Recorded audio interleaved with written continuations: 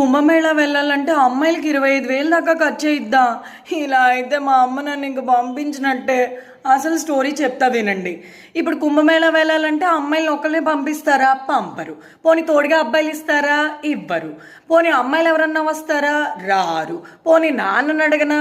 సరేలే అని ఖర్చు వేయి స్టార్ట్ చేయండి. చేశానా? ఇప్పుడు స్లీపర్లో వెళ్ళగలమా? లేదు. జనరల్ అస్సలు అవ్వదు. మరి ఏం చేయాలి? థర్డ్ ఏసీ ఒకవైపే 1,500, ఇద్దరికి వేసుకొని అటు ఇటు ఒక 6,000.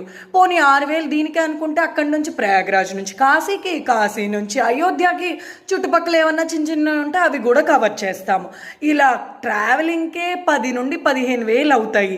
పోనీలే మరి స్టేయింగ్కి ఒక 5-6,000, మళ్ళీ ఫుడ్కి ఇంకో 5-6,000, ఇలా అన్నీ కలిపితే 25,000 ఆ పైనే అయితే ఇంక మా అమ్మ నన్ను పంపదు. ఇంక నేను వెళ్ళలేను కుంభమేళాకి.